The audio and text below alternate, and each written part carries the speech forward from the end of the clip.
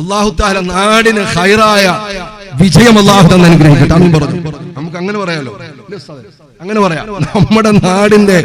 നമ്മുടെ നാടിന്റെ പാരമ്പര്യത്തിന് പറ്റുന്ന വിജയം അല്ലാഹു നൽകി അനുഗ്രഹിക്കട്ടെ. അത് ഏത് പാർട്ടിയാണെങ്കിലും കുഴപ്പമില്ല. ഞാൻ കൂട്ടത്തില് ഒരു കാര്യം കൂടി എന്റെ പ്രിയപ്പെട്ട ചെറുപ്പക്കാരോട് പറയുകയാണ്, പറയാതിരിക്കാൻ നിർവാഹമില്ല. കാരണം ഏതെങ്കിലും ഒരു പാർട്ടി ജയിക്കും, അപ്പൊ പിന്നെ ഏതെങ്കിലും ഒരു പാർട്ടി തോക്കും. രണ്ടും കൂടെ എന്തായാലും നടക്കൂല. ഒരു പാർട്ടി ജയിക്കും, ഒരു പാർട്ടി തോക്കും. ഒരു വിഭാഗം ജയിക്കും, ഒരു വിഭാഗം തോക്കും. ആണോ? അന്നത്തെ ദിവസം ഒരുപാട് അദാബുകൾക്ക് അർഹമാകുന്ന രൂപത്തിൽ ഇടപെടുന്ന ചെറുപ്പക്കാരുണ്ട്. ഏത് പാർട്ടി ആവട്ടെ അല്ലേ?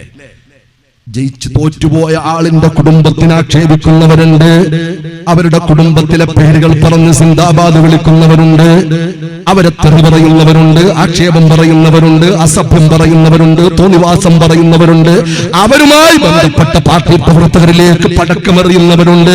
പല നിലക്കുള്ള തോന്നിവാസങ്ങൾ കാണിച്ച് ആഘോഷത്തിന്റെ സന്തോഷത്തിന്റെ പ്രകടനം ഒരു പാർട്ടിയിലുള്ള മുസ്ലിമും നടത്തല്ലേ. എനിക്കെന്റെ മുസ്ലിം സഹോദരങ്ങളോടെ പറയാൻ നിവൃത്തിയുള്ളൂ, എനിക്കെന്റെ പ്രിയപ്പെട്ട സഹോദരങ്ങളോടെ പറയാൻ നിവൃത്തിയുള്ളൂ. ജയിച്ചത് സന്തോഷമാണ്, തോറ്റത് നിരാശയാണ്. അതോടുകൂടി അത് കഴിഞ്ഞു. ജയിച്ച പാർട്ടി പിന്നെ എല്ലാവരുടെയും ആളാണ്, ജയിച്ച മന്ത്രി പിന്നെ എല്ലാവർക്കും ഉള്ളതാണ്. എന്റെ പാർട്ടിക്ക് മാത്രമേ പറ്റൂ, അങ്ങനെ പറ്റൂല. പടച്ചവും പിടിച്ചു നിർത്തും. കുല്ലുക്കും റാഇൻ വ കുല്ലുക്കും മസ്ഊലുൻ അൻ റഇയതിഹി മുഹമ്മദ് മുസ്തഫ അല്ലാഹുവിന്റെ റസൂൽ പറയുകയാണ്. അതുകൊണ്ട് ഒരിക്കലും അതിരുവിടും